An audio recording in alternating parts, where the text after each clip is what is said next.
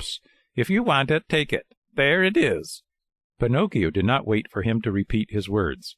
He took the bag, which happened to be empty, and after cutting a big hole at the top and 2 at the sides, he slipped into it as if it were a shirt. Lightly clad as he was, he started out toward the village. Along the way he felt very uneasy. In fact, he was so unhappy that he went along, taking 2 steps forward and 1 back. And as he went, he said to himself, "How shall I ever face my good little fairy? What will she say when she sees me? Will she forgive this last trick of mine? I am sure she won't. Oh, no, she won't, and I deserve it as usual, for I am a rascal, fine on promises which I never keep." He came to the village late at night. It was so dark he could see nothing, and it was raining pitchforks. Pinocchio went straight to the fairy's house, firmly resolved to knock at the door. When he found himself there, he lost courage and ran back a few steps. A second time he came to the door, and again he ran back. The third time he repeated his performance. The fourth time, before he had time to lose his courage, he grasped the knocker and made a faint sound with it. He waited and waited and waited. Finally, after a full half-hour, a top-floor window, the house had 4 stories, opened, and Pinocchio saw a large snail look out. A tiny light glowed on top of her head. "Who knocks at this late hour?" she called. "Is the fairy home?" asked the marionette. "The fairy is asleep and does not wish to be disturbed. Who are you?" "It is I." "Who's I?" "Pinocchio." "Who is Pinocchio?" "The marionette, the one who lives in the fairy's house." "Oh, I understand," said the snail. "Wait for me there. I will come down to open the door for you." "Hurry, I beg of you, for I am dying of cold." "My boy, I am a snail, and snails are never in a hurry." An hour passed. 2 hours. The door was still closed. Pinocchio, who was trembling with fear and shivering from the cold rain on his back, knocked a second time, this time louder than before.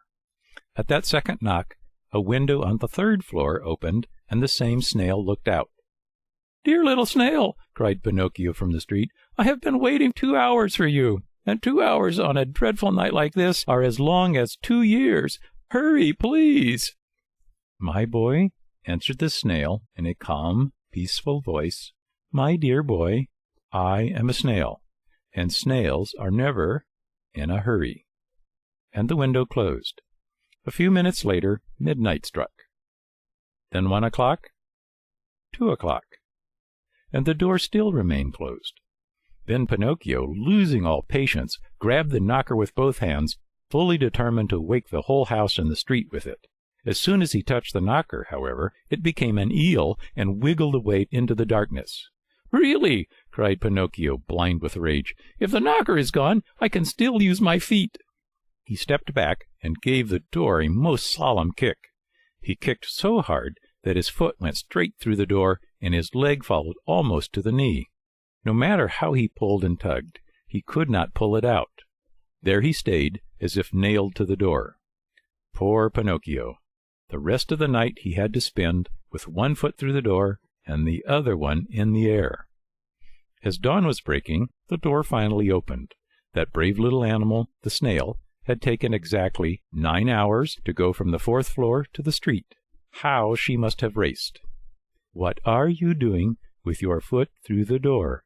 she asked the marionette, laughing. "It was a misfortune. Won't you try, pretty little snail, to free me from this terrible torture?" "My boy, we need a carpenter here, and I have never been one." "Ask the fairy to help me." "The fairy is asleep and does not want to be disturbed." "But what do you want me to do, nailed to the door like this?" "Enjoy yourself, counting the ants which are passing by." "Bring me something to eat, at least, for I am faint with hunger." "Immediately." In fact, after 3½ hours, Pinocchio saw her return with a silver tray on her head. On the tray there were bread, roast chicken, fruit. "Here is the breakfast the fairy sends to you," said the snail. At the sight of all these good things, the marionette felt much better. What was his disgust, however, when on tasting the food he found the bread to be made of chalk, the chicken of cardboard, and the brilliant fruit of colored alabaster. He wanted to cry. He wanted to give himself up to despair. He wanted to throw away the tray and all that was on it. Instead, either from pain or weakness, he fell to the floor in a dead faint. When he regained his senses, he found himself stretched out on a sofa, and the fairy was seated near him.